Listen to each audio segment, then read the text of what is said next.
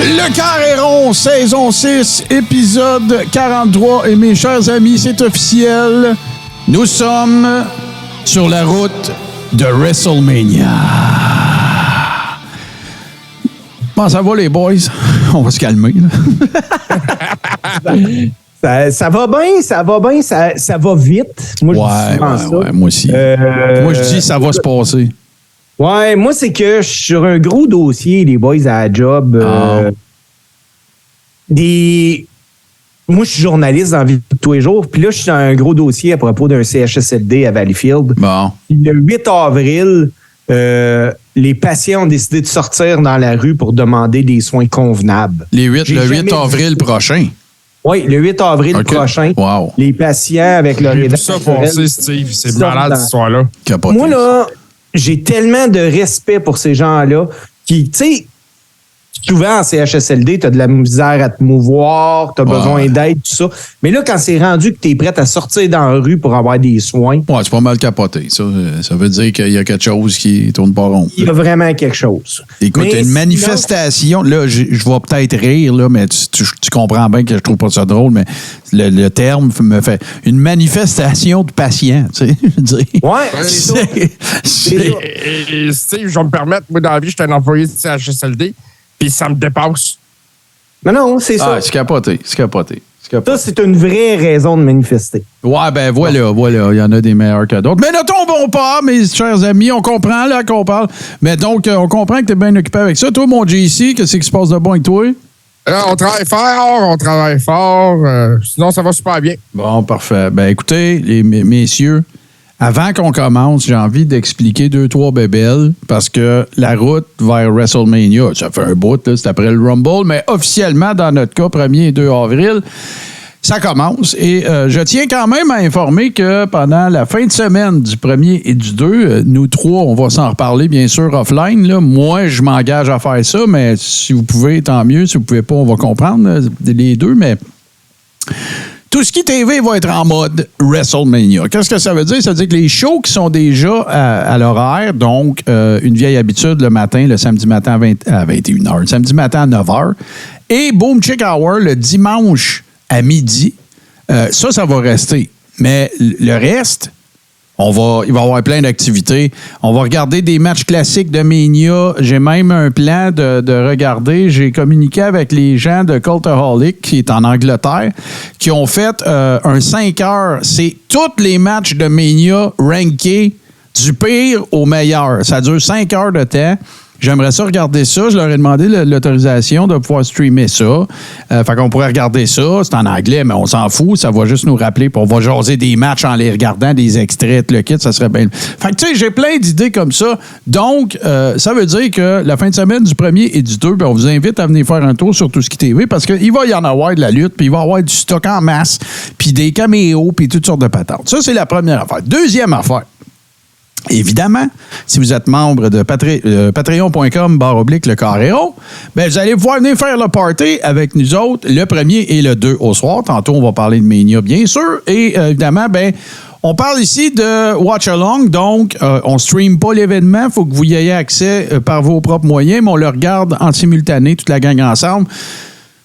C'est pas mal mon moment de lutte préféré de l'année. À part à l'envoi live, là, mais ça, là, écoute, l'année passée, on a eu un fun fou. On dirait que c'était la semaine passée. C'est débile, là, comment ça, le temps passe vite. Puis, fait que les gens, on se rejoint dans Zoom. On va peut-être faire changer quelques petites affaires cette année. On va peut-être regarder faire ça sur Discord. Je ne le sais pas encore. Mais on se réunit. Et on regarde ça ensemble. Du monde mange de la pizza d'un bord, puis va chercher un breuvage, puis le kit, puis on a ben du fun. Fait que ça, c'est le 1er, le 2. Puis ça inclut tout, là. Moi, j'ouvre le Zoom quand que le pre-show commence. Si on veut regarder ça, on le fait. Fait qu'on a bien du plaisir. Fait que super simple, vous le voyez en bas de l'écran à droite, patreon.com/le Carré-Rond. Ça coûte 5 $ américains. Je pense que ça fait 7 piastres canadiens. Ça vous donne accès à tous les watch-alongs des pay-per-view du Big Four de la WWE qu'on regarde ensemble. Il y en a toujours plus que ça parce qu'on regarde les gros trucs des EW. On a regardé Elimination Chamber quand Sami est en match final. On a évidemment accès au groupe, à la Rib Room. C'est une chambre privée, une chambre d'écho de lutte dans laquelle on échange des mimes. Oh ouais, c'est notre garde-robe. Oui, c'est notre garde-robe. Oh, j'aime ça, le garde-robe. C'est bon, ça. J'aime bien ça. Et donc, voilà. Puis, on regarde, on s'échange des memes, on s'échange des informations, de l'inside, des trucs de dirt sheet, des rumeurs. On jase de lutte. C'est là qu'on va se gaver de lutte. On a du fun. D'ailleurs, je salue tous et toutes les membres de la Rib Room. Donc, voilà. Ça, c'était ce que je voulais vous dire. Ça, pardon, c'est 1er et 2 avril prochain. Ça va venir vite, c'est dans 2 semaines. Et là, messieurs, il faut qu'on embarque là-dedans. Je vais ouvrir le bal, moi, avec les rumeurs, les actualités, parce que c'est là qu'on est rendu. Mais avant... Donc, une grosse affaire, les boys. Une grosse affaire. Ça fait longtemps que beaucoup de la communauté de lutte professionnelle spécule là-dessus, mais moi, je suis encore là, je pense, dans mes pronostics, entre guillemets. Mais, bon. Il y a Randy Orton s'est fait opérer une fusion. Je ne sais plus c'est quoi, là. Je ne suis pas docteur. Dans le dos, là, évidemment. C'est une opération au dos. Puis, la dernière rumeur, on va y aller de même. La dernière rumeur que j'ai entendue, c'était que c'était fini. Ça regardait vraiment pas bien pour un retour dans le ring. Conventionnel, retour ou une feud ou quelque chose avec Matt Riddle. De toute façon, Matt Riddle, lui avec, il est sur le carreau pour d'autres raisons. Et là, semblerait-il qu'il y a 2 affaires qui sont sorties. La première, il va être à Los Angeles pour Mania. Et la deuxième, il aurait placé, là on est dans le gossip pas à peu près, là, il aurait placé une commande de bottes. Il y a quelqu'un qui aurait appris qu'il avait placé une commande de bottes. Il n'y a rien d'impossible, Martin. On verra bien ce qui va se passer à WrestleMania. Moi aussi, dans les dernières semaines, tout indiquait que c'était fini pour Randy. Ouais, moi aussi. Les dirt sheets, tout le monde en parlait. Jim Cornette en a parlé. Ils en ont parlé partout. Là. Et puis, là, les rumeurs sont sorties. Randy Orton, ça a été tout un worker. Là. Oh, Night in, night out qui était là. C'est quelqu'un qui s'est sacrifié. Pas souvent, pas tant. Vous souvenez-vous, te rappelles-tu, JC, qu'est-ce qu'il faisait quand il était sur le point de faire le RKO? Là? Tu sais, il se mettait... Ouais, avec les poings, là. Il s'est déboîté une épaule aussi de même. Ouais. Je me rappelle, c'était d'un pay-per-view, puis je me rappelle, je le regardais, puis tu le vois, il fait comme... tu le vois tout de suite, là, ça a sorti du socket, là, c'est clair. Puis il n'a plus jamais refait ça, par exemple, après. Non, ça c'est vrai. Mais, il y a une carrière exemplaire. C'est sûr que si ça se finit comme ça, c'est plate, parce que c'est peut-être pas la fin qu'il aurait voulu pour ça. Je me suis dit, qu'il soit à WrestleMania, qu'il s'aille en action ou pas, c'est le fan qui va être gagnant pareil. Randy Orton aurait pu prendre sa retraite il y a 1 an, puis rentrer au Hall of Fame automatique. Oui. Tu sais, fait que regarde, là, tu sais, je veux dire, c'est sûr que les circonstances de ça, c'est vraiment plate. Il n'y a aucun doute là-dessus. Là. Personne va s'ostiner là-dessus. Par contre, c'est ça. C'est que écoute, je pense que c'est quoi, 12 fois champion, le plus jeune pendant un méchant bout, le Legend Killer, il a été dans Evolution, il s'est renouvelé plein de fois, bon sur le mic, bon comédien, un work.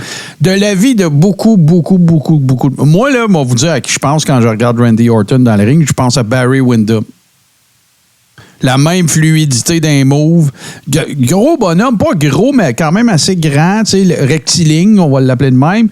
Barry Windham, c'était la même affaire, d'un naturel désarmant, là. Barry Windham, il faisait tout bien. C'est une close line de Barry Windham, ça a l'air d'1 million de dollars. Randy Orton aussi, puis c'est un des moves les plus standards, là. Randy Orton, là, c'est un des rares gars que sa carrière aurait été encore plus incroyable à l'époque des territoires. Tout à fait. Ben oui, ça aurait été une attraction. Beau bonhomme, en plus. Fait que les gars veulent y ressembler, les femmes veulent s'en aller avec. Parfait, là. Un vrai worker de territoire, tu as 100% raison, je suis 100% d'accord avec toi. C'est vrai. Oui. C'est vrai. Il y avait le profil type du gars que quand tu viens, t'achètes un billet pour espérer qu'il mange une volée. Ouais, puis c'est un bon... Ouais, mais il est bon heel, puis il est bon babyface. C'est ça l'affaire aussi avec Randy. Ouais, il est bon des deux bords de la clôture. Fait que c'est tout un worker. Mais moi, ce que je retiens le plus, c'est vraiment à quel point ce gars-là, dans le ring, il est extraordinaire. Pensez juste au RKO de capoter qu'il a fait. Là. Ah oui. Hey, je sais pas si vous vous rappelez, les boys, mais quand il a commencé, tout le monde disait c'est le fils de Bob Orton, Cowboy Bob Orton. Ouais. Puis maintenant, quand on parle de Cowboy Bob Orton, on dit c'est le père de Randy. Ouais, mais savais-tu que le premier gars à se faire appeler Excellence of Execution, c'est pas Bret Hart, c'est le père de Randy? Oui, c'était Bob Orton. Oui, exactement. Fait que, regarde, moi, ce que je souhaite, en tout cas, je souhaite surtout que Randy ne devienne pas une parodie de lui-même. Tu sais, j'espère juste que, tu sais, puis je veux pas qu'il se blesse, je voudrais pas qu'il arrive de quoi, de méga huge, tu sais. Merci, Randy Orton, peu importe qu'est-ce qui va se passer, mais, tu sais, ça serait plate que ça se termine parce qu'il n'a pas été capable de s'arrêter, tu sais. Ou qu'il s'auto-commotionné. Tu as mentionné, c'est RKO Out of Nowhere qui faisait. Puis récemment, je suis tombé sur, je pense que c'est sur TikTok, c'est Evan Bourne qui raconte comment ils ont setupé celui qui a fait avec lui, justement. Ouais. Puis il est arrivé, il a suggéré l'idée, Randy Orton, il dit OK, on va le faire. Ils l'ont pas pratiqué, ça a été straight de main. Bonsoir. C'était fluide de main. Alors, c'est ce genre de gars-là. C'est ce genre de gars-là. C'est ce genre de worker-là, naturel, incroyable. Tu sais, Kurt Angle était un peu comme ça, là. Puis Kurt Angle, là, je fais du coq à l'âne, mais tu sais, faites juste vous imaginer, Steve va être capable d'attester de ça, je pense. Tu sais, tout le monde pense que parce que tu es un lutteur amateur, tu vas être meilleur qu'un gars qui rentre dans le gym. C'est totalement faux parce que faire de la lutte, c'est donner son corps à l'autre. Faire de la lutte amateur, c'est jamais le laisser prendre le contrôle de ton corps. Pense-y 2 minutes. Là. Kurt Angle s'est entraîné pour des Olympiques, là, des 4, 5, 6, 10, 12 ans à 6 heures par jour. Là, à pas donner son corps à son adversaire. Puis il s'en vient à la lutte, devient un des meilleurs workers de tous les temps. Pense-y. Là. Pense à ça. Là. Ah non, c'est un monde de différence. Aussi, je voulais. Ouais, vas-y, JC, si t'en avais une. J'en ai un autre. Premièrement, les boys, je veux juste dire que Nicolas dénommé is in the house. Ah ouais, hein? Bon, ben, salut mon Nick. J'espère que tu vas venir faire un tour. J'espère que tu vas venir faire un petit tour pendant Mania Weekend. Parce que oui, c'est vrai, tantôt, j'en ai parlé dans l'ouverture, mais ça veut dire que moi, je serai pas du crachoir, je serai pas de l'after show. J'étais avec les Ribbers la fin de semaine. Là, tout le monde est averti. Ça veut pas dire qu'il y aura pas de crachoir, mais moi, je serai pas là. Fait que je sais pas qu'est-ce qui va arriver. C'est Frank is the boss. On va aller faire la NWO et prendre le contrôle du crachoir. Ah, ça pourrait être pas pire, ça. Qu'est-ce qui se passe de bon, les boys? Ben oui, j'aime donc bien ça. C'est donc bien cool, ça. Moi, j'ai entendu souvent Frank Pocket et la lutte que, tu sais, on va aller y expliquer c'est quoi de la lutte. Ah, bon, ben écoute. Hey, je veux y aller tout de suite, mon autre, parce que je le sais que vous allez la sortir, puis on va canner ça tout de suite. Fait que là, il y a ben des rumeurs que Trish, elle va faire un heel turn à Mania, puis moi, j'aimerais ça. Ben, ce serait le fun.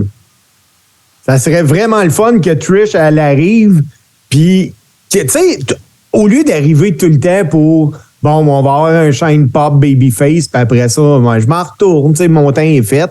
Là, elle arrive, elle a un impact, puis ah ouais, let's go, on la garde un peu, avoir une feud, j'imagine, avec Becky.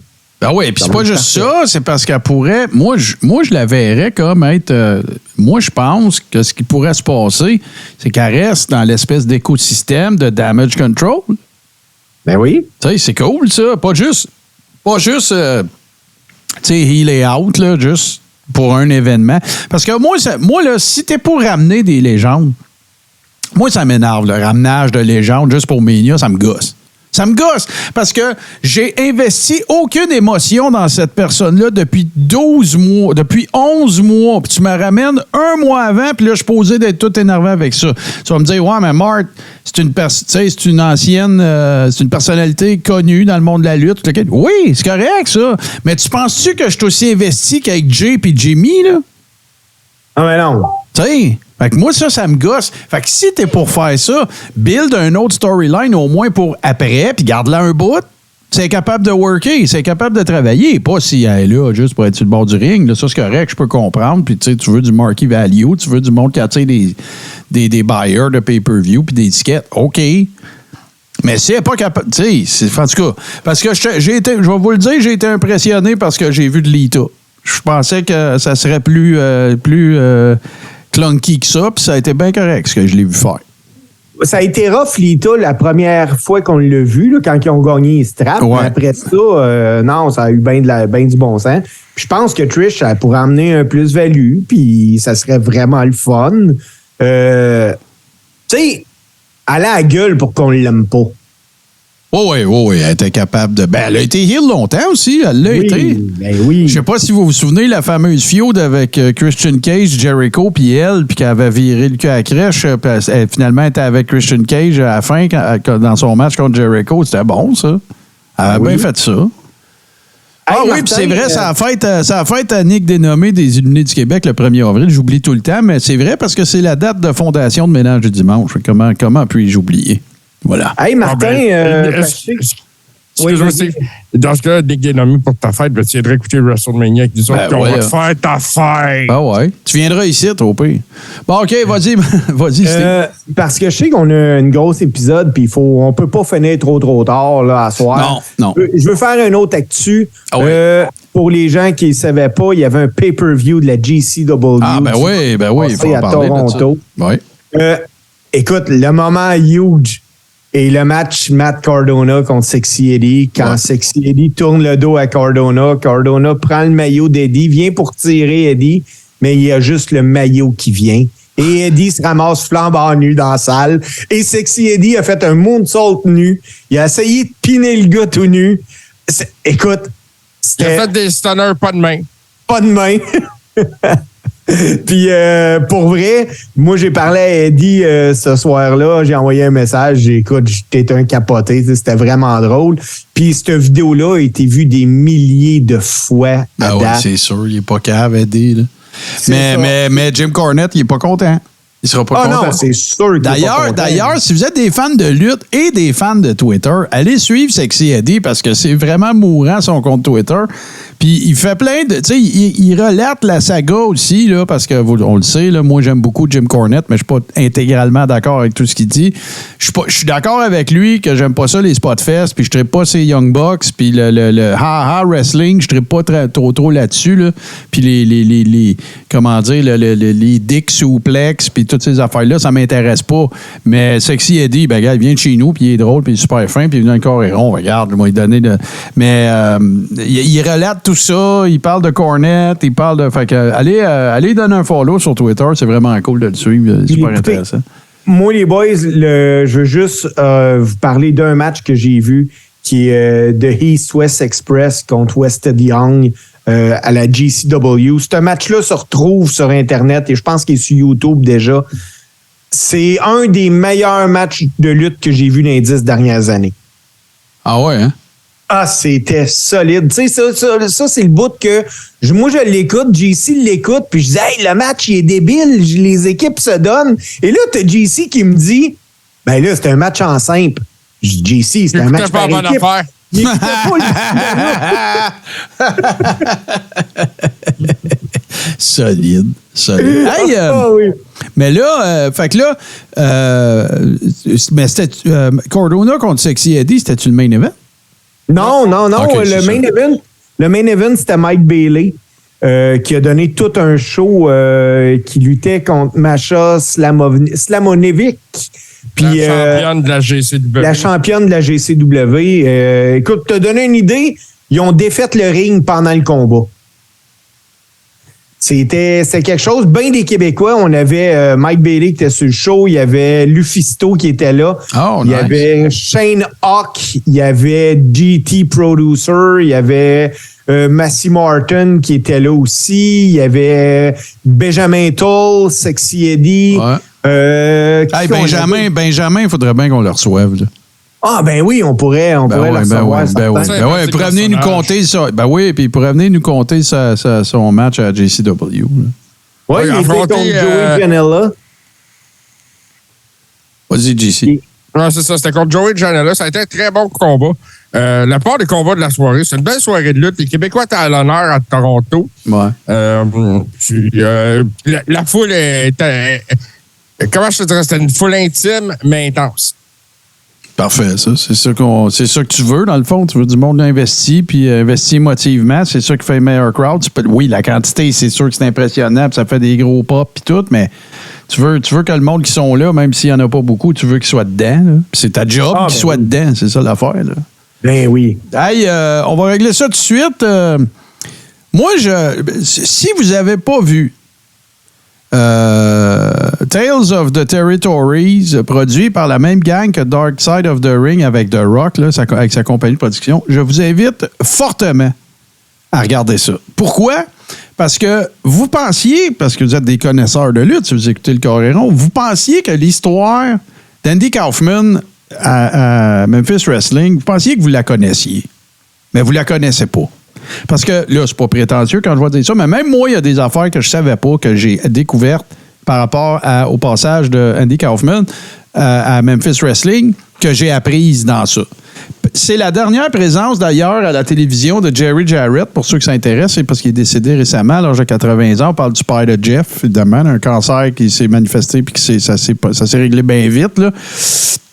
Puis, pourquoi je parle de ça, puis pourquoi je parle de Kaufman, c'est pas dur.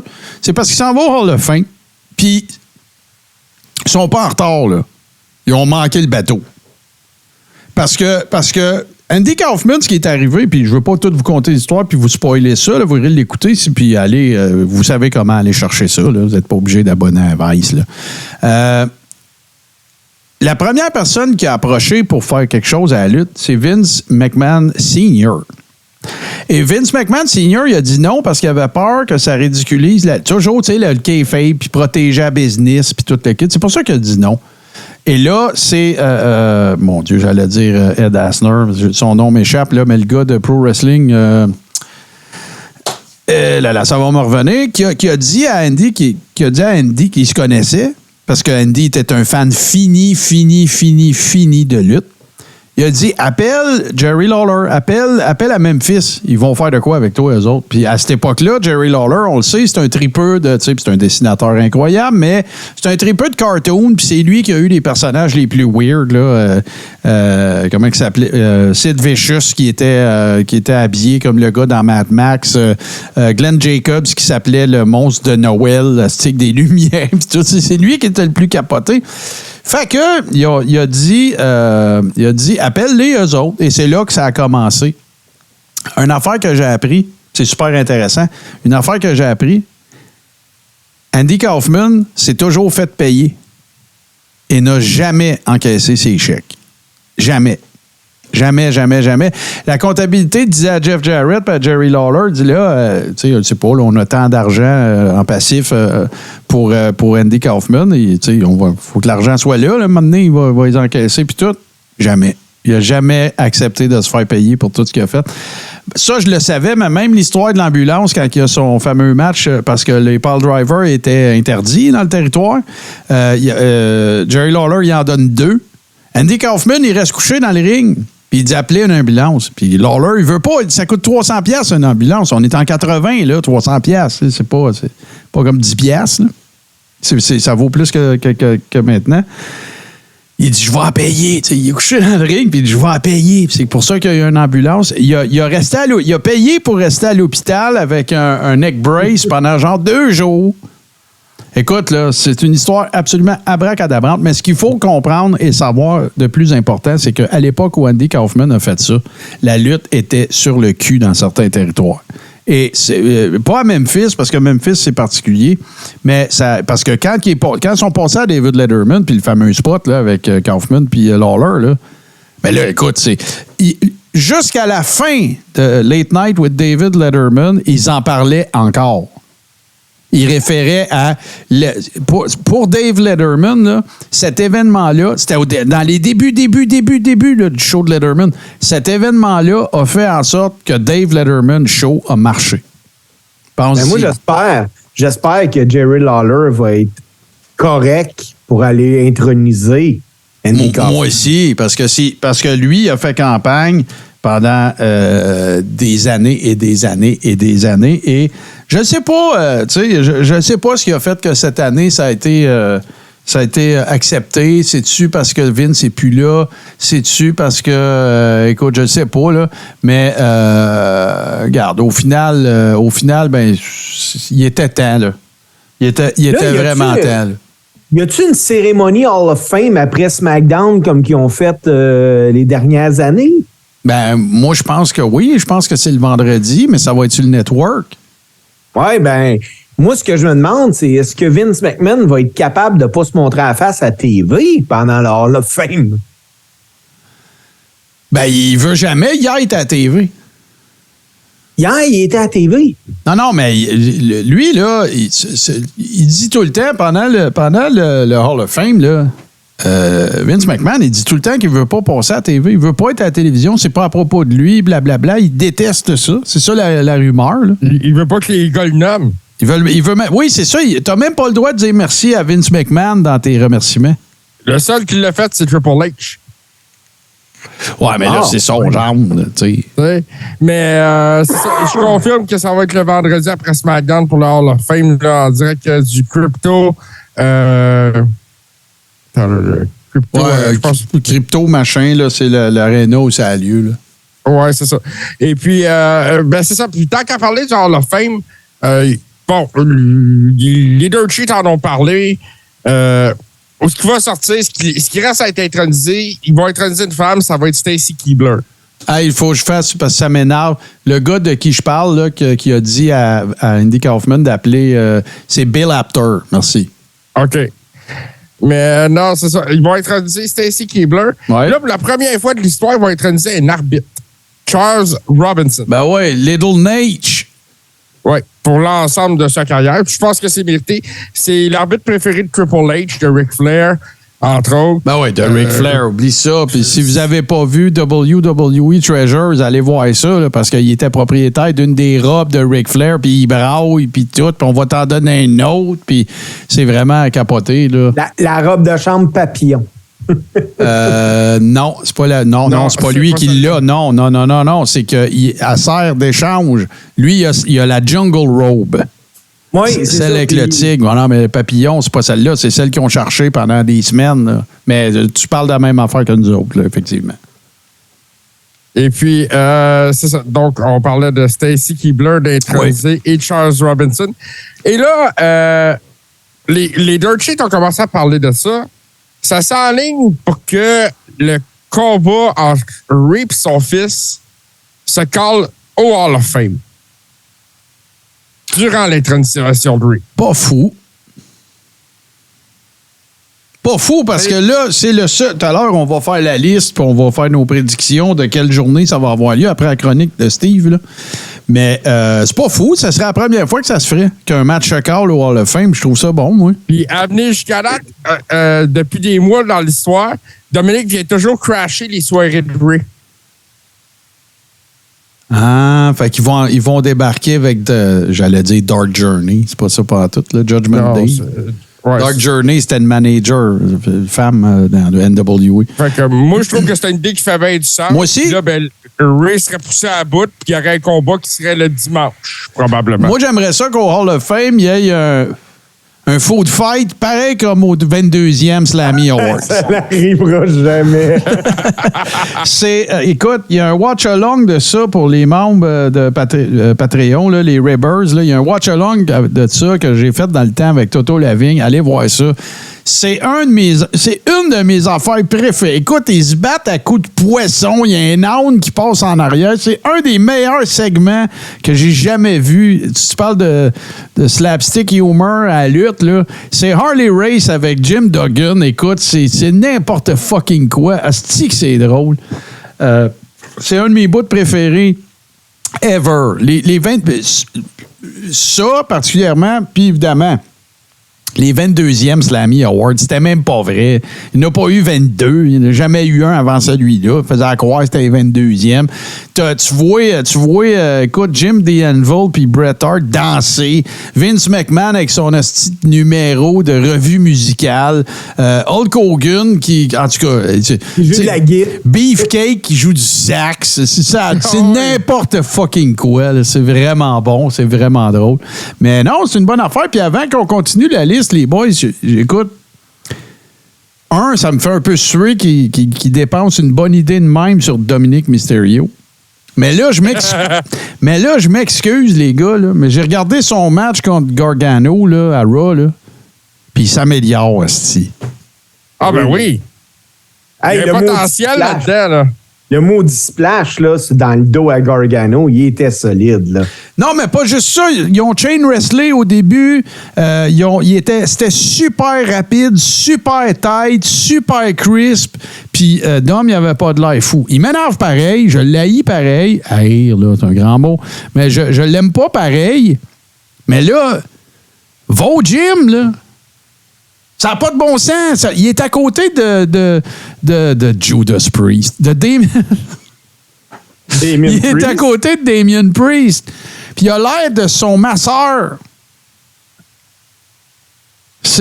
Come on, là, Dom, asti. T'es en train de voler un spot à plein de monde. On n'arrête pas de te blaster que t'es là à cause de ton père. Fais de la sauce. Ben, c'est ça le problème. C'est que, tu sais, il y a des chances que présentement, il aille au gym, mais il manque certains produits, peut-être. Ça lui prendrait du Ico Pro. Ben oui. Ça lui prendrait le Ico Pro à Vince. Faudrait qu'il se fasse coacher par Wardlord. Oui, le Warlord. Hey, lui, là. Ben, écoute, c'était à lui, un des meilleurs gags que j'ai entendu dans l'histoire de la lutte. C'est Warlord qui demande à Shawn Michaels d'y donner sa shot de stéroïdes. Shawn Michaels, il arrive, il pogne sa seringue, puis tout, puis il essaye de le piquer. Il n'est pas capable de rentrer l'aiguille. Il dit, je pense que t'es plein. En tout cas, c'est bon. Hey, salut Boston Pat, salut Yves de Balado Québec, salut mon chum, bienvenue messieurs, c'est vraiment le fun, soyez là. Et donc voilà, puis c'est quoi là le restant? Là, Stacy Keibler, Andy Kaufman, Rey Mysterio, c'est qui les autres? Great Muta. Ouais, ça c'était normal, ça c'est parfait, ça c'est tout à fait legit. Charles Robinson. Ouais. Puis je pense que c'est les 5. C'est ça, c'est une classe de 5, ça s'arrête à ça. Donc, il n'y aura pas personne d'autre. Il n'y aura pas de tag team d'intronisé cette année au Hall of Fame. Bon, là, l'autre affaire, puis je dis ça hyper respectueusement. Mais là, ça donnait l'impression, puis je veux pas dire que quelqu'un a menti, là, c'est pas ça que je dis, mais ça donnait l'impression qu'il y aurait eu, à tout le moins, en tout cas, des appels, des pourparlers ou peu importe avec Jacques. Moi, tu sais, qu'est-ce que je pense qui va arriver, les boys? Moi, je pense qu'au prochain...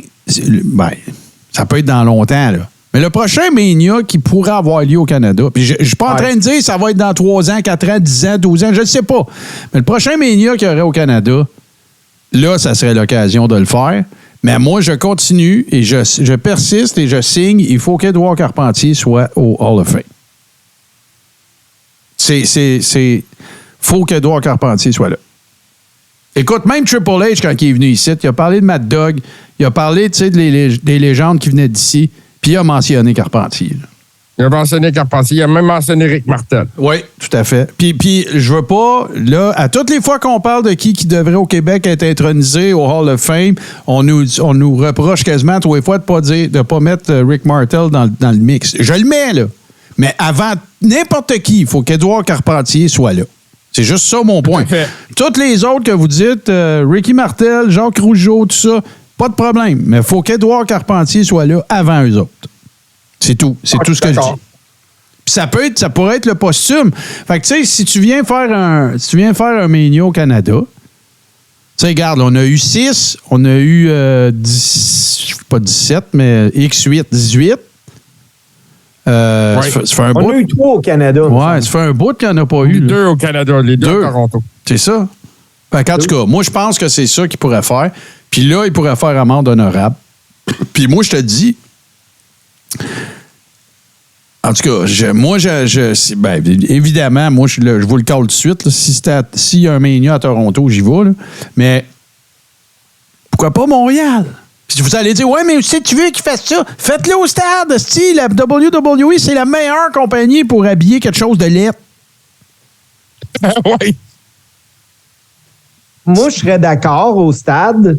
Ce que je me demande, c'est, écoute, on serait-tu capable d'avoir un bon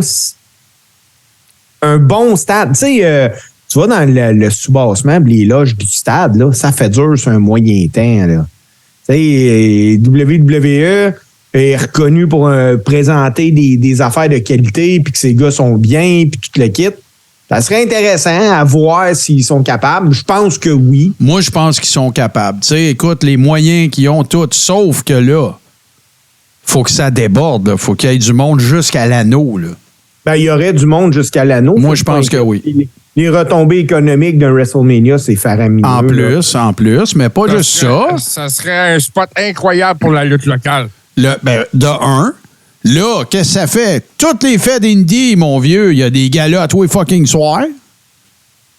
On lutterait comme des malades. Ben oui, c'est bon pour toi avec. À Montréal. Ben oui, puis là, tout le nord-est des États-Unis, c'est pas loin venir à Montréal. Tout le Toronto, toutes les maritimes, tout le kit, venez-vous-en tout ici. Et où le problème?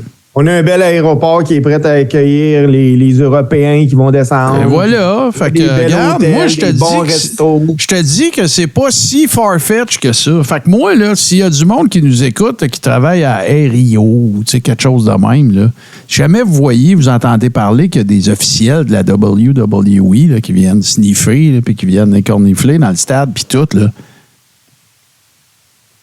Call me. Fait que c'est ça.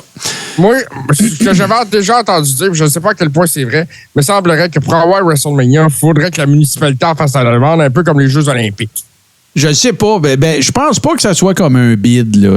C'est sûr que il doit y avoir des représentations qui sont faites. On devrait appeler Valérie Plante. On va appeler Valérie. J'appelle Valérie Plante. Mets-toi là-dessus. Bon, j'embarque sur le dossier.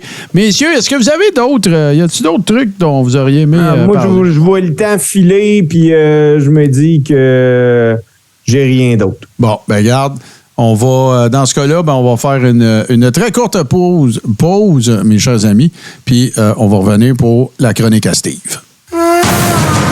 Enquête, mystère et histoire sordide. Infâme, les mardis, 20h, sur Touski TV.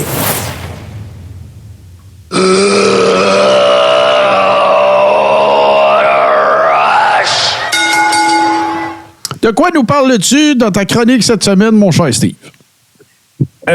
Cette semaine, moi, je reste dans la thématique WrestleMania, puis je vais vous parler des choses qui ne sont pas arrivées à WrestleMania. OK, mais est-ce que tu veux dire qui aurait dû ou qui était prévu ou qu'on n'a jamais vu? Les choses qui ne sont pas produites à WrestleMania, puis je vais vous expliquer. Tu sais, parce que quand on écoute WrestleMania, là, on voit le résultat de ce qui se passe, mais on voit pas la réalité dans les coulisses. Ouais. Puis il y a beaucoup de choses puis de décisions qui se prennent en coulisses pour les gros shows comme WrestleMania. Tu sais, parfois, il y a de la politique. Régulièrement, Vince McMahon a mis son droit de veto. Puis il y a même des workers qui ont refusé de faire des jobs à WrestleMania. Il est arrivé à de nombreuses reprises que l'issue d'un match soit modifiée à la dernière minute, des choses comme ça. Puis dans une entrevue, il y a même un ancien officiel de la WWE qui a déjà confirmé que l'issue d'un match à WrestleMania a été changé pendant que le match se déroulait. Puis c'est l'arbitre dans le ring qui avait avisé Worker. Ben, moi, je peux t'en nommer un, en tout cas, bien facile. Là. Fait que ce soir, je vais vous parler des choses qui initialement devaient se produire, mais qui finalement ont été changées. OK, fait que c'est que le finish ou peu importe a été changé. Oui. OK. Je vous emmène à WrestleMania 34. On a Nakamura qui est sur une bonne lancée. Il venait d'être monté dans le roster principal. Il avait un chaîne incroyable. Il avait gagné le Royal Rumble. La compagnie le soutenait. Tout semblait laisser présager qu'il allait être couronné champion à WrestleMania 34. Tous les fans, moi je me rappelle, j'avais hâte de voir le match entre AJ et Nakamura parce qu'il avait fait un match incroyable au Japon. Oui. Nakamura a jamais gagné ce match-là. Bien qu'il soit devenu heel après sa défaite. Il a fait un low blow. Il a fait un low blow. Il était initialement prévu pour remporter le match, mais la WWE a changé de cap. Puis ça a été la dernière fois que Nakamura a pu se sentir comme une grande star sur une grande carte. Ah ouais, lui, là, écoute, m'a dit pire que ça. C'est une des plus grandes débandades que j'ai vu à la WWE. Puis là, il faut que le monde comprenne là, qu'à New Japan, là, Shinsuke Nakamura, c'était un fucking dieu, là. Ben oui. Fait que c'est quand même assez... À ce sujet-là, messieurs, il est passé où? Il était pas dans le Royal Rumble. On l'a pas vu depuis des mois. Ah ouais, il y a eu la belt, il y a eu IC belt pendant combien de temps? Puis il n'a pas à défendre. Dans des main events, pas dans des main events, dans des Big Four, là. Quand on criait, qu'on disait, voyons, elle est où la ceinture? La IC belt est où? C'était lui qui l'avait. Pour vous donner une idée, la dernière fois qu'on l'a vu, là, il luttait au Japon. On l'a pas vu à WWE depuis ce temps-là. Ah ouais, puis Yves, il y a un bon commentaire. Nakamura contre Sami Zayn à NXT, c'était malade. C'était malade. Ouais, c'était incroyable, ça. Hey, les boys, j'en ai un autre. La WWE a toujours eu des grands projets pour Mark Henry. Puis Vince McMahon a toujours été derrière Mark Henry. McMahon, il aimait tellement Mark Henry qu'à WrestleMania 22, il avait décidé que Mark Henry allait remporter le match face à l'Undertaker. Imagine-toi, asti. En coulisses, il y a des gens qui essayaient de raisonner Vince, mais il n'y a eu rien à faire. Son choix était non discutable. Finalement, il a changé, mais imaginez 2 secondes comment la carrière de Mark Henry aurait été différente s'il avait gagné le match à WrestleMania 22. Ça aurait été de la marde, Steve. Pas dur.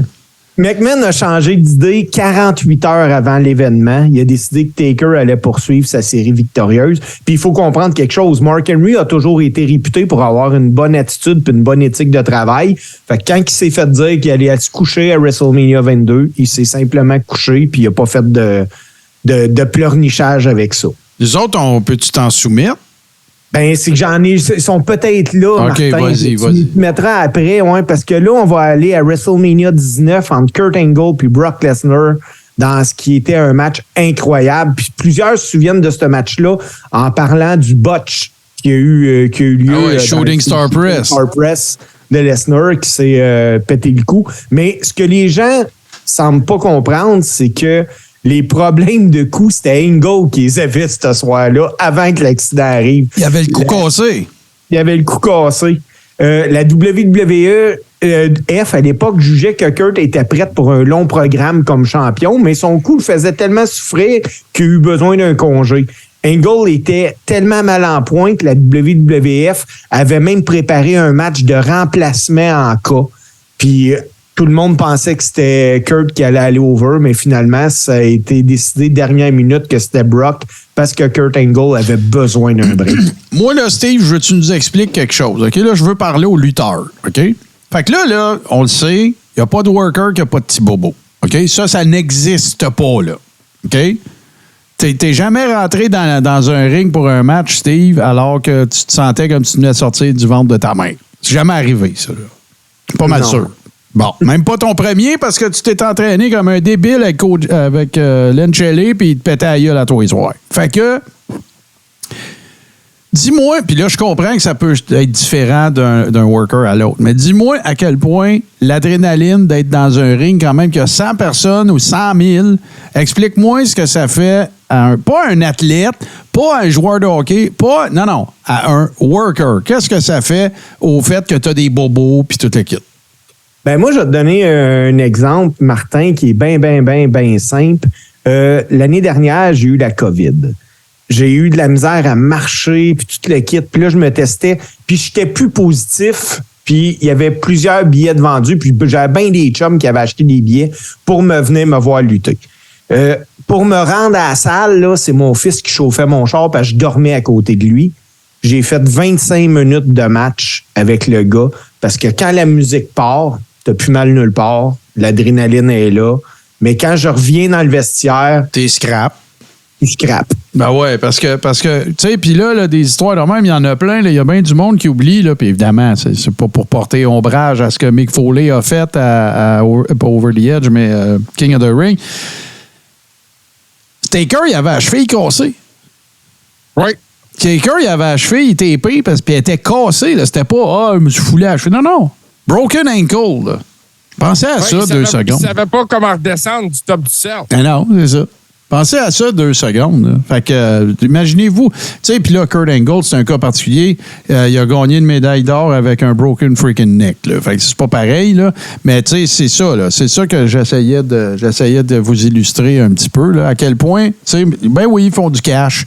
Ben oui, ils font de la grosse salade. Puis écoute, ils font des tournées médias, tout le kit. Mais, tu sais, des gars comme Sammy, des gars comme KO, des gars comme Kurt Angle dans le temps, des gars, ils aiment ça. Randy Orton avait décrit ça quand Edge était revenu. Il appelait ça the roar of the crowd. Mm-hmm. Ah ouais. Fait que voilà. T'en as-tu d'autres, mon Steve? Oui, écoute, WrestleMania 34, la WWF a placé Roman Reigns dans le main event contre Brock Lesnar pour une deuxième fois. Mais ce coup-là, il n'y avait pas personne qui viendrait encaisser de Money in the Bank.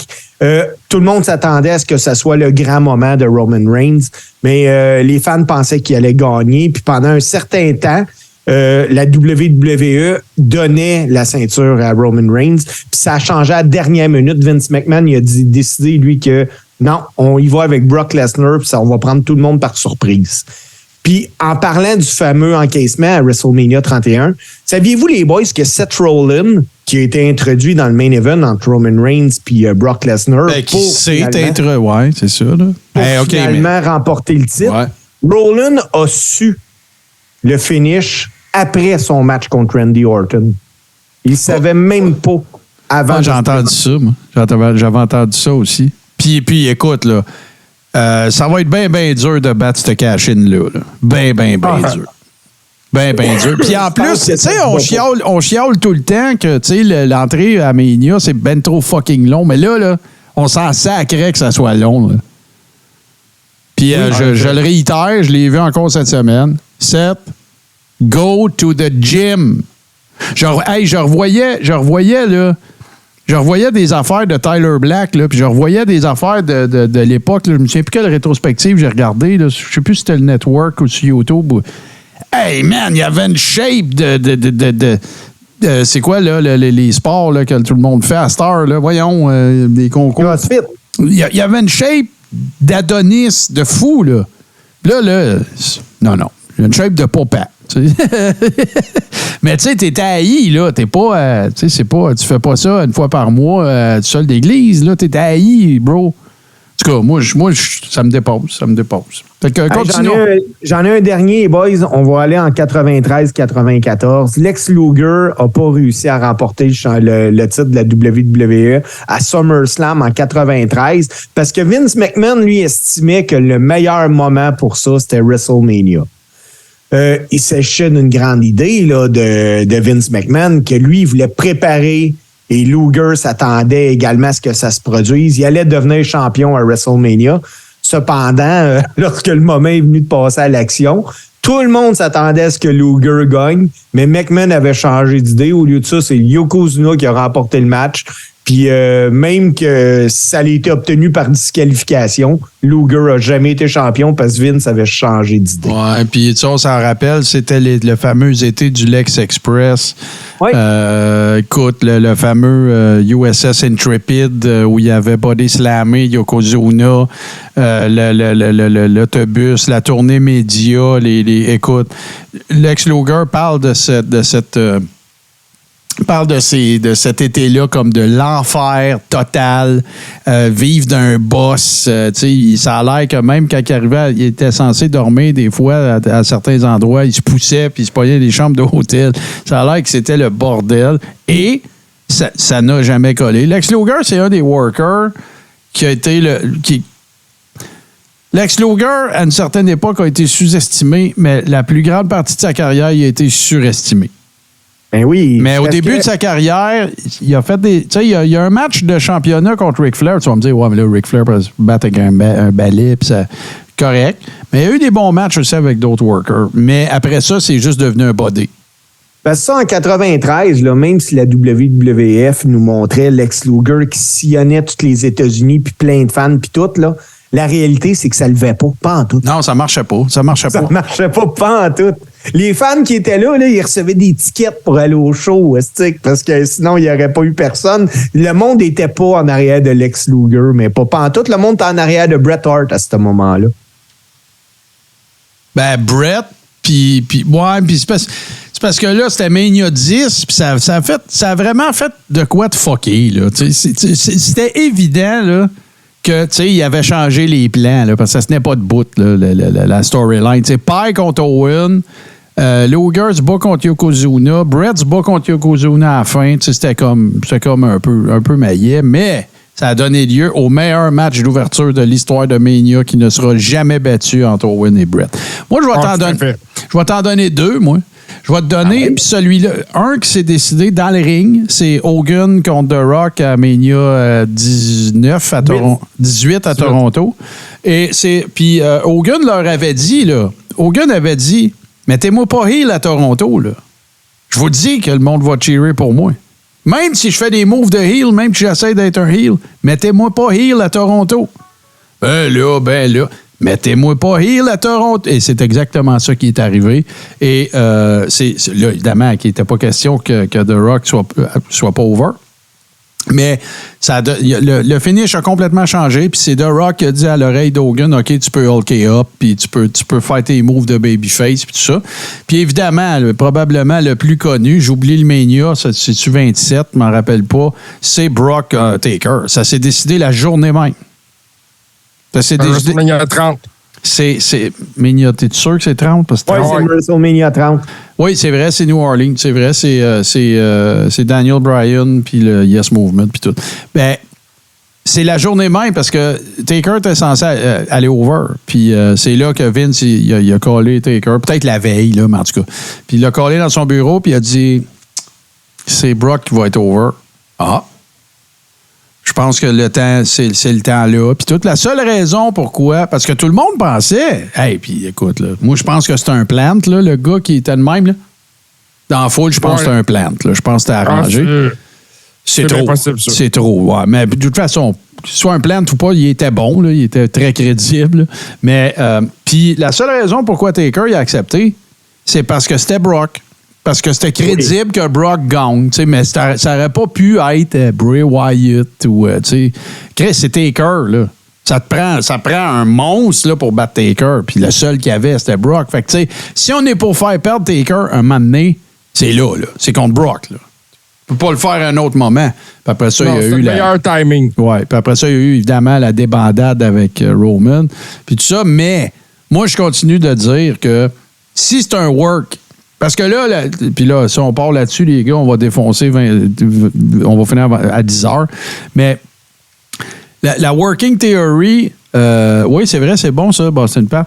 La working theory, c'était que d'un côté, il y a du monde qui aurait voulu faire, tu sais, on aurait voulu Taker perdre jamais à Mania, puis tu sais, s'en aller dans le sunset, puis tu sais, tout le kit. Puis il y en a d'autres qui vont dire, ben pour que ce soit crédible la run à Taker, faut qu'il perde. Ça se peut pas. Oui. Tu sais? Ouais. Fait que moi, je suis plus dans le kayfabe. Moi, je suis plus, il aurait jamais dû perdre à Mania. Tu sais, il fallait perdre à SummerSlam. Tu sais, career match à SummerSlam avec Shawn, pas de problème. Mais pas à Mania. C'est à Mania le problème. C'est pas qu'il perde le problème. Il a perdu plein de fois.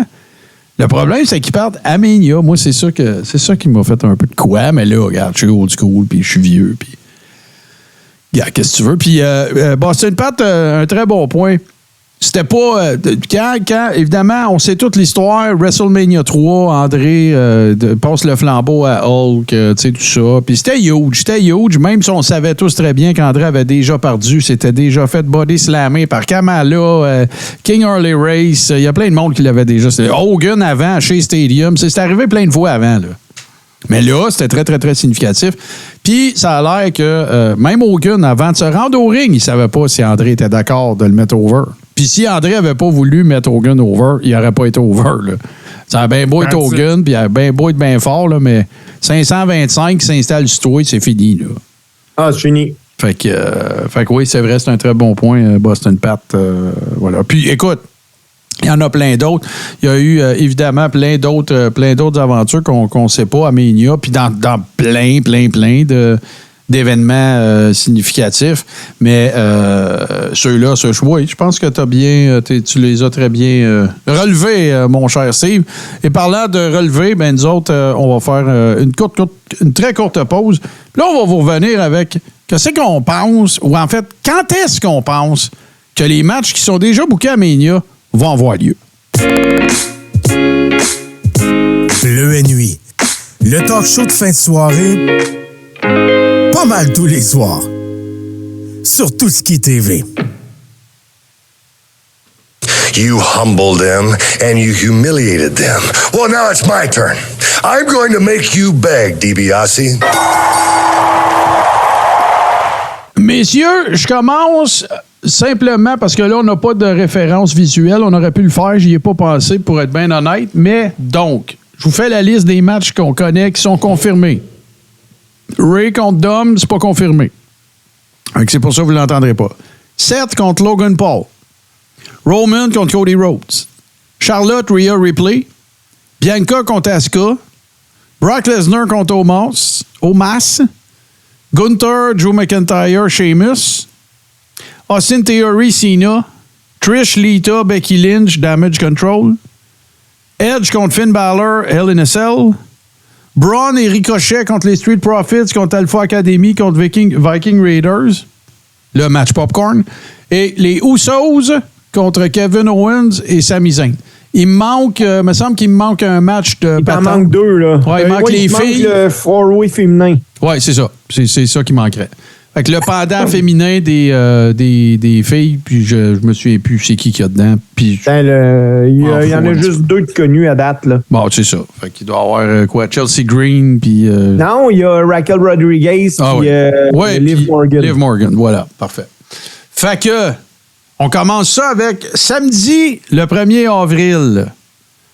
Je sais pas comment vous voulez faire ça, parce qu'on va... Regarde, on part avec toi, JC. Première affaire. Ton main event, c'est quoi? Mon main event, moi, samedi le 1er avril, je vais avec ce que je pense qui est logique, Charlotte contre Rhea Ripley. Ça, c'est mon main event. OK. Pour le premier soir. Mais mon opener, c'est un banger.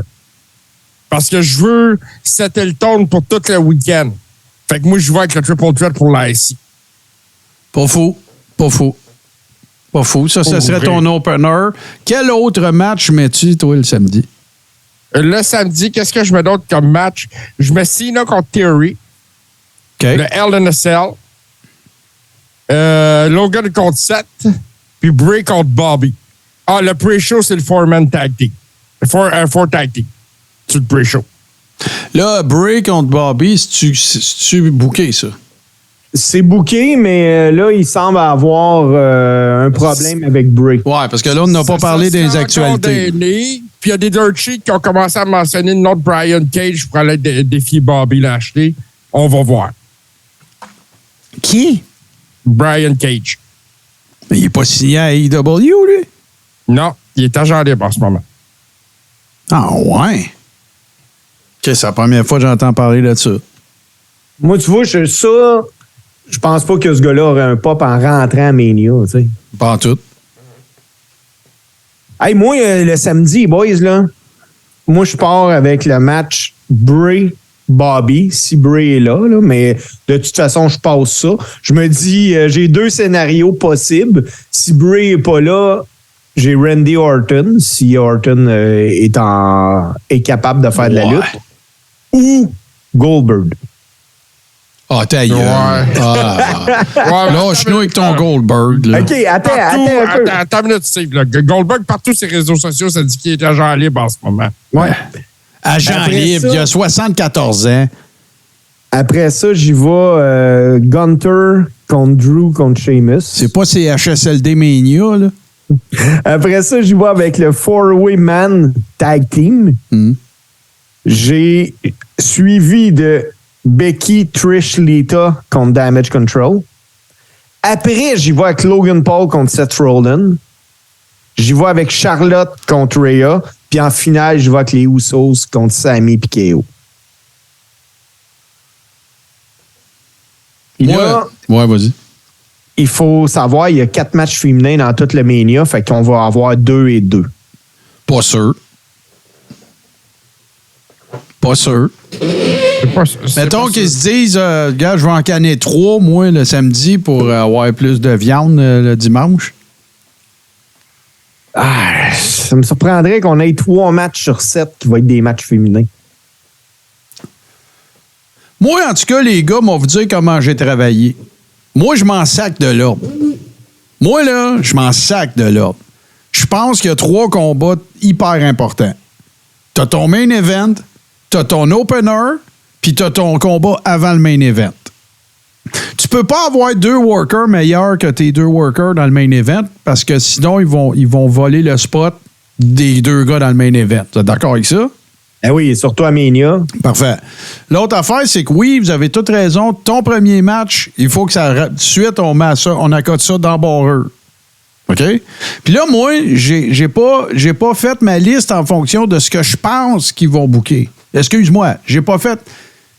J'ai fait ma liste en fonction de ce que je pense qu'ils vont booker, pas en fonction de ce que moi, je bookerais. OK? Moi, je vous le dis, là, je serais pas surpris, pas en tout, que le premier soir, ça parte avec les Usos, puis Kego, puis Sami Zayn. Je serais pas surpris, pas en tout. Ça partirait fort aussi. C'est ça.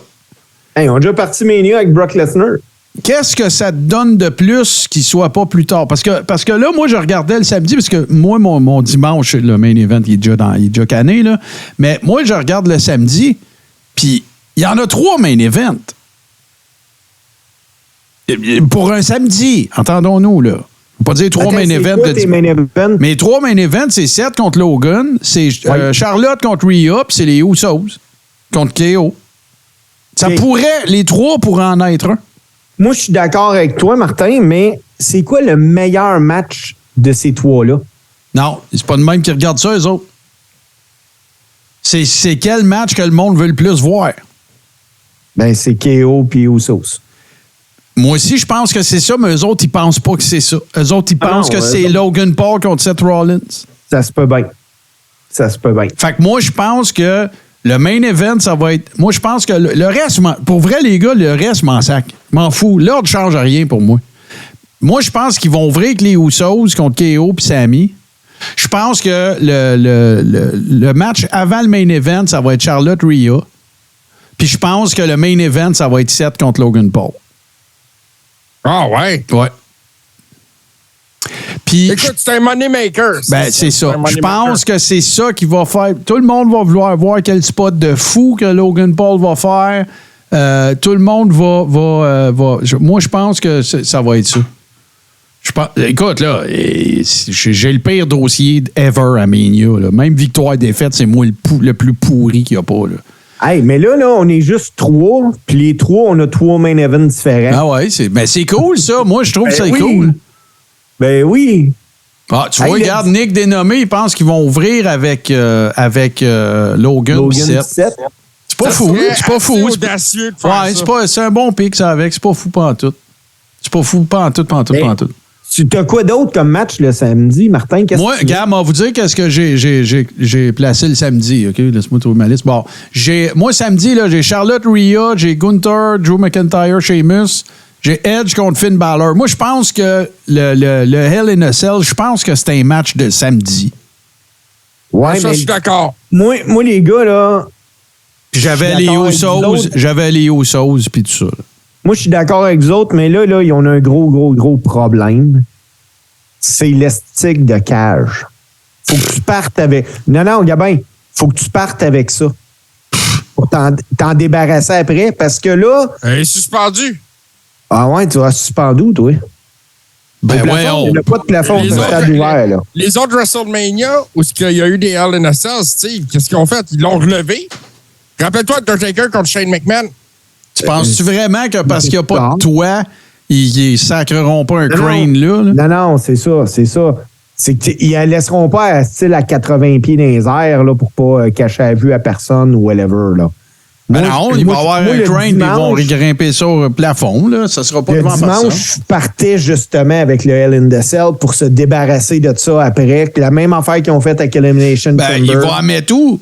Ils vont tout dépiner ça, puis pogner le crinque, puis emmener ça. Ça prend du temps à faire ça. Non, ce qui prend du temps, là, ça va être de la descendre. Fait que là, ils vont savoir la relever après, puis c'est fini. Ben oui, mais qu'est-ce qui empêche de faire ça le samedi, Steve? Ben, c'est que tu ne descendras pas pendant le show. S'il y a de quoi, tu vas partir ton show avec ça. Ben, regarde, c'est pas. De toute façon, moi, honnêtement, je me sac de ce match-là. Non, moi aussi. Solide. Solide parce que je suis plus capable de regarder Edge sans rire. Ben, moi, je vois juste Rénal dans la petite vie. Je vais être honnête, je m'attends à une entrée spectaculaire de Finn Balor. Moi, j'aimerais ça le démon. Ben, moi aussi, je pense que c'est ça qu'il va faire. Il a fait des petites jokes avec ça et tout, là. Oh, ouais. Même que je vois pas comment Finn Balor peut perdre ce match-là. Ben non, il peut pas perdre. Ben non, oubliez ça. C'est un schmoz ou Finn gagne. Hey, moi, là, j'aime pas faire des jokes avec ça, les gars. Là, je pense que c'est la première fois que je vais en faire. Là. Mais je pense que j'avais de l'air plus en santé que Edge pendant que je faisais de la chimio. Là, calme-toi. Là. Non, En tout cas, t'as pas l'air, avec la lumière que t'as là d'en face, t'as pas l'air très en santé, Steve. On va te le dire. Non, mais il y a de l'air tellement sur le bord de casser. Non, moi, je trouve qu'il était macié. Tu sais, il joue creuse, puis tout. Il a faim.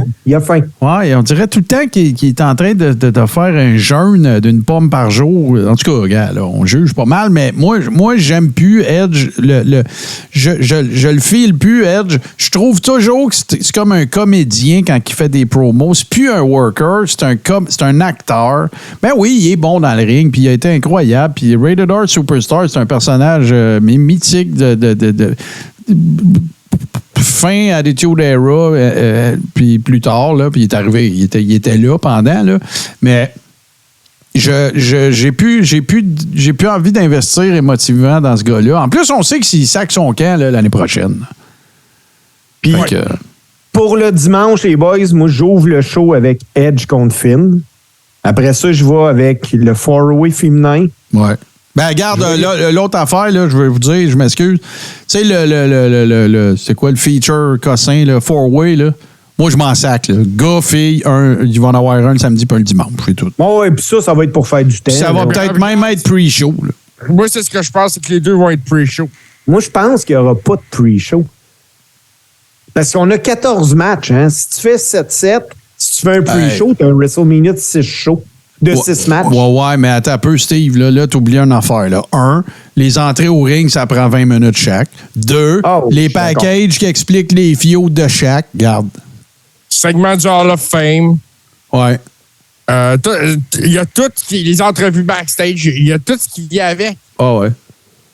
Moi, écoute, je te dis pas que ça se peut que tu aies raison, là, puis moi, ça ne changera rien de mon appréciation de Mania, là, mais moi, on s'en sac, il n'y a pas d'enjeu, ces matchs-là, on s'en fout. Tu sais, ils nous disent, ouais, c'est parce qu'ils veulent aller à Mania, comment qu'on peut faire pour aller à Mania, tu y aller à Mania, puis ben oui, tu vas y aller à Mania, on va te crisser dans le pre-show pendant que Booker T fait des jokes plates, là. Que moi, jouer là-dedans, là, pour commencer, personne ne parle du Andre the Giant Memorial Battle Royal en ce moment. Ben, je sais même pas s'il y en a un. Il n'y en aura pas. Il n'y en aura pas, probablement. Puis là, ben, c'est ça. Et tu vas mettre qui dedans? Oui, ça va être Shinsuke Nakamura contre Tagano, machin, le ninja, là, comment il s'appelle? Là? Celui qui est très Akira Tozawa. Ouais, bon, ça va être ces deux-là. Tu sais, il n'y en a plus de worker. Là. Mais les four-way tag team, là, c'est des combats de free show pour justement que tout le monde ait un spot à venir. Ah ouais, c'est pour avoir ton chèque. Bon, ça se fait à SmackDown. Tu vois, si Adix, il vient nous ramener à l'ordre, ça se fait à SmackDown, le Battle Royal. C'est ce qu'ils ont fait l'année passée puis l'année d'avant aussi. Bon, fait que s'il y en a un, parce que moi, j'ai pas vu d'annonce de ça, mais ça se peut qu'il y en ait un pareil. Je ne veux pas dire qu'il n'y en aura pas. Là. Mais bon, regarde, on s'en sac.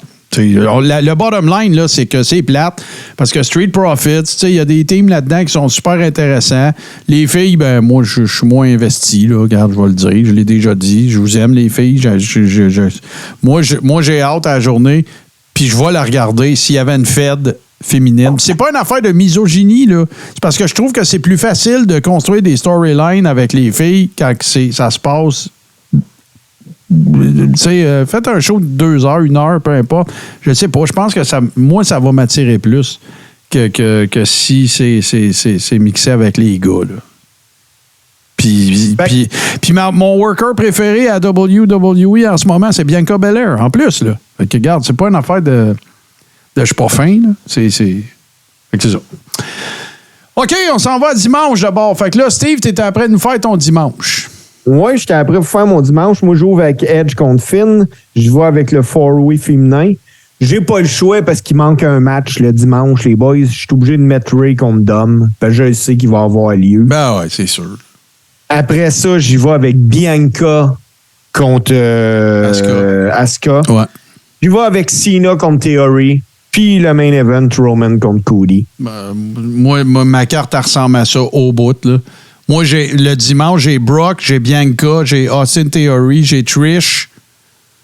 Puis le match des gars dont on se sac. C'est ça ma carte. Puis je mets t'as pas le choix. Je mets OK. Moi, le dimanche, parce que je crois pas à ça, ta patente, faut se débarrasser de ça. Moi, j'ouvre avec Cena Theory. Ouais. Mais encore là, moi, dimanche, j'ai ma propre théorie parce que je vais aller chercher le plus de heat. J'ai envoyé Dominique Mysterio en ouverture contre lui. Ah, c'est pas payé ça aussi. Mais ils feront pas ça parce que c'est pas ça qu'ils veulent. Vince, il aime pas ça quand ça passe un downer.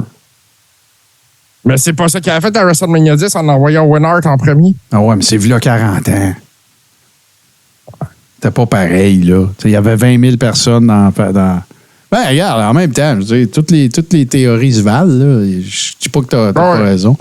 Mais moi, j'ouvrirais avec Cena Theory. De toute façon, regarde, c'est Theory qui va gagner. Tu vas en avoir de la heat, là. Ah, ça, c'est sûr. Je peux C'est pas... pas ta carte le dimanche, toi, JC? Moi, le dimanche, ben, c'est ça. Mon opener, c'était les Mysterio. Il n'y a pas vraiment d'ordre en ce jeu-là. Brock Omos, Bianca Asuka, le Six Woman, Damage Control contre Trish, Becky Lita. Le tag team, les Usos contre Keo et Sami. Puis naturellement, en pre-show, le Four-Way Woman Tag Team. Puis aussi que tu mets Theory puis Cena, tu l'as pas nommé? Je l'ai mis dans le Night 1, moi. Ah, OK, je comprends. Ben oui, ça a bien de l'allure. Ça a de l'allure. Mais l'affaire qu'il y a, par exemple, c'est que moi, je vous le dis, là, ça fait longtemps que je n'ai pas été excité pour une carte de Mania de main. Même s'il y a des affaires dont je me sac, là. Le four-way, je m'en fous. Les deux four-way, je m'en fous, mais je peux pas dire que je me fous de toutes les autres. Je peux pas. Moi, je me fous vraiment du four-way féminin. Ah, moi, je me fous de Finn Balor puis Edge. Ça, je m'en fous. Moi, le four-way masculin, là, c'est juste parce que je me dis qu'est-ce qu'il va faire Montez Ford. Ouais, ben c'est le seul intérêt qu'on peut avoir, c'est ça. C'est Parce ça. que moi, je l'ai vu en action à Raw cette semaine contre Austin Theory, puis ils ont livré tout un combat, les deux gars. Là. Oh, il est solide. Mais là, Steve, je vais reparler Worker. Là, il y a quelqu'un qu'il faut qu'il aille dans le locker avec Montez, puis qu'il le pogne par les épaules, puis qu'il dise « Ralentis ». Ben, sérieux, là, ça, c'est vrai ce que je vais te dire là, Martin. Puis remarque-les, là, au prochain combat de Montez Ford, il est tellement rapide que même les commentateurs n'ont pas le temps d'y donner le shine qu'il y a de besoin. Non, c'est pas de ça que je parle. Je parle même pas de ses moves. Je parle entre les moves, slow, down. Parce que là, ça a l'air le commentateur a l'air à commenter une course de chevaux. Ouais, il faut vraiment qu'il ralentisse. On voit pas ses expressions. On voit tout ce qu'on voit. Puis là, je m'excuse, là. Mais là, vous allez dire, ouais, mais là, c'est ça son personnage à lui, puis il n'y en a pas eu comme lui avant. Je m'en fous, ça marche pas.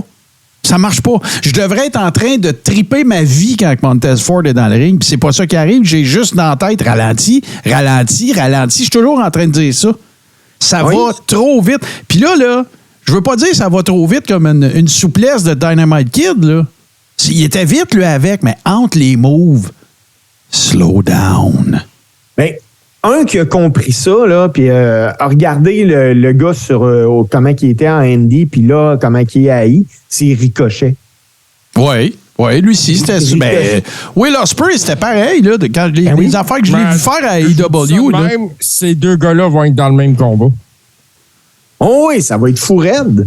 Mais il faut que, entre tes moves, tu sais, laisse le temps au commentateur de te vanter. Ben, de te vanter. C'est incroyable. Puis c'est ça. Puis moi, c'est parce que je trouve que ça. Là, quand je vois Montez Ford arriver après la hot tag en équipe, là, je comprends. Ça, c'est parfait. C'est ça qu'il faut que tu fasses. Mais en single, il faut que tu ralentisses parce que j'ai l'impression de regarder une poule pas de taille courir dans le ring. J'ai Ouais, pas le t'as temps. l'impression. J'ai pas le temps d'apprécier aucun de ses moves. J'ai pas le temps de voir son athlétisme, tout ça. C'est dès que c'est lui qui reprend, tu sais, quand il revient chercher où il fait un comeback, là, ça roule à 495 000 à l'heure. J'ai même pas le temps de rien voir. Tu sais, tant qu'à ça, arrivez au ring, faites les runner les câbles, couchez-vous à terre, faites un pin, mais faites-les le plus vite possible. C'est la même affaire pour moi. Ah, t'as l'impression que c'est un comeback de 15 minutes. Il installe rien. Il est toujours en train de faire des moves à 100 000 à l'heure, se taper sur le chest. C'est tout, ça va trop vite, relax. On dirait si Montez Ford était un humoriste, il serait Louis-José Hood. Probablement, oui. Ralenti un peu. Moi, j'adorais Louis-José Hood. J'étais plus capable d'aller le voir en show. Ta gueule! J'avais envie de crier ta gueule. Hey, les boys, moi, On selon s'approche. ma carte, le samedi, je vais avec les Usos contre KO et Sami. Et si c'est le cas, ça va être la première fois depuis un bout que c'est le même gars qui est impliqué dans le main event le samedi, soit Kevin Owen, parce que l'année passée, il avait fait le main event avec Stone Cold Steve Austin. Ouais, puis il n'a pas déjà été. Non, le premier Mania là, qui était à Tampa Bay, là, qui avait duré 2 jours. C'est pas là qu'il y avait. Non, ça, c'est. Non, je me trompe. Seth Rollins. Ouais, je me trompe.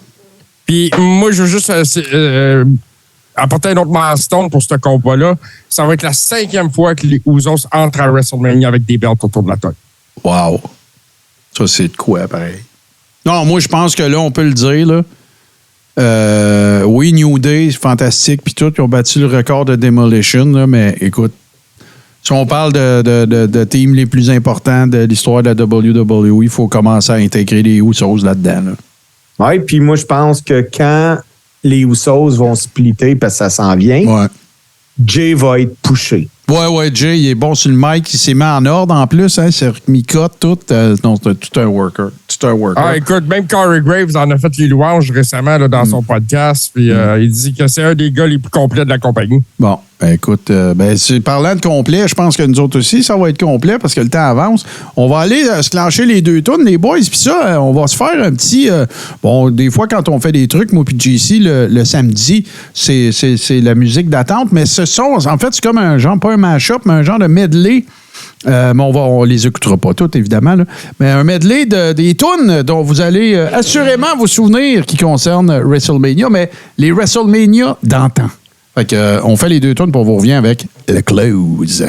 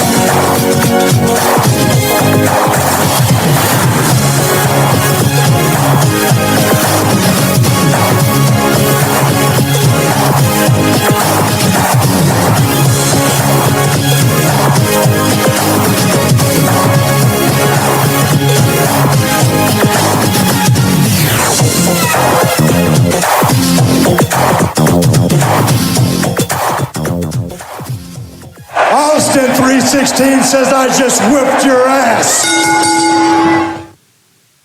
Messieurs, est-ce que JC va ring annoncer en fin de semaine, Steve? Est-ce que tu t'en vas montrer ton hot body à du monde? Qu'est-ce que vous faites de bon? Vas-y, JC. Ben, moi, je ring annonce pas en fin de semaine, mais je vais aller supporter des shows de lutte. Les galas de lutte, d'ailleurs, où Steve va lutter. Je vais lui laisser la chance d'en parler. Bon, parle-nous de ça. Oui, ben moi, je vais lutter pour 2 causes en fin de semaine. Quand je dis que je lutte pour 2 causes, là, c'est vraiment que je vais aller divertir les gens gratuitement. Là. C'est le samedi qui vient, soit le 25 mars, au 9001 Boulevard Parkway à Anjou, à Montréal. C'est le gala Tous contre la cause, tous pour la cause, je me rappelle pas. Ouais, je pense pas que ça soit contre la cause, Steve. Non, c'est... C'est ramasser des fonds pour l'autisme. OK. Puis moi, j'ai une de mes nièces, Bianca, qui a 26 ans, qui est autiste. Donc, je m'en vais là en équipe avec mon fils, J-Ace. Et le lendemain, on a un gala pour ramasser des fonds pour la maison de jeunes de l'île Perrot à 14h dimanche après-midi à l'école secondaire du Chêne Bleu à Pincourt. Pour l'occasion, je vais affronter Marty Hart. Marty Hart, c'est un gars... Je pensais que tu étais contre Disco Dan Pilon. Non? Ah non, j'aimerais ça. Ça serait drôle. Mais contre Marty Hart, Marty, c'est un gars c'était le gars que j'ai été le plus souvent dans les rings avec dans toute ma carrière. On a commencé ensemble, on était entraînés par Len Kojak Shelley, toutes les deux. Puis la semaine passée, Len Shelley m'a écrit me dire « Je vais être là, fais-moi pas honte ». Ah, c'est donc, c'est là, je comprends qu'il c'est pour t'agacer un peu, mais c'est cool qu'il soit là, c'est vraiment sympathique. Ben oui, oui, vraiment très, très cool. Écoutez, les boys, nous autres, le temps nous presse un petit peu, mais je veux quand même vous dire, bien sûr, merci aux gens qui nous ont accompagnés ce soir, c'est très gentil. Juste une couple de petites affaires de poutine administrative un petit peu. Évidemment, je vous rappelle qu'il s'en vient bien des affaires Mania 1er 2 avril et ça va être, on va être en tout ski Mania également parce que la chaîne twitch.tv/TouSkiTV va spinner beaucoup de luttes. Moi, je vais être là beaucoup. Si JC veut venir, il est le bienvenu. Steve aussi, évidemment. Puis les 2 soirées de Mania, on passe ensemble. La semaine prochaine, épisode 44, qui sera le dernier épisode de la saison 6. On va vous faire nos prédictions. Fait que venez faire un tour mercredi 19h ici même, encore une fois. Ça, c'est concernant Mania. L'autre chose, si vous voulez vous joindre au Ribbers, vous allez sur patreon.com/le carré rond et vous allez avoir accès à la Rib Room, c'est-à-dire une communauté privée avec toutes des freaks de lutte comme nous autres qui s'envoient des mimes et tout ça. Je vous invite à nous suivre également sur les médias sociaux. Et là, dans ce cas-ci, dans le cas qui nous occupe présentement, ça signifie principalement Twitter, parce que c'est là qu'on est le plus actif en matière de ces choses-là, du carré rond plutôt. Et également, allez faire un tour sur YouTube, sur notre chaîne, parce que vous allez avoir un paquet d'affaires. Il s'en est ajouté beaucoup, les critiques de films de lutte, de Tommy Godette. Il y a des entrevues également. J'ai tout extrait les entrevues qu'on a fait dans la saison 5. Elles sont toutes là. Donc, si vous avez manqué ça, allez faire un tour. Il y a quand même pas mal de travail là-dedans. Et c'est totalement gratuit, là, by the way. Là, vous n'êtes pas obligé d'être patron ou quoi que ce soit. Fait qu'allez faire un tour là.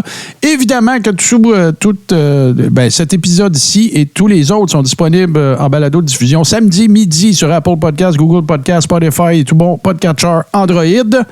Et nous autres, on va se retrouver, bien sûr, la semaine prochaine.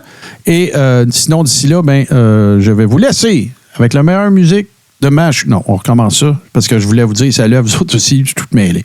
Meilleur mash-up de musique de lutte d'un podcast qui est présenté sur TouSki TV tous les mercredis à 19h. C'est l'œuvre de mon grand chum Super Dave Bérubé. Messieurs, je vous salue, portez-vous bien tout le monde. Puis nous autres, on se retrouve la semaine prochaine pour le dernier épisode et nos prédictions. Mais le dernier épisode de la saison 6 du Carré rond. Salut tout le monde, portez-vous bien.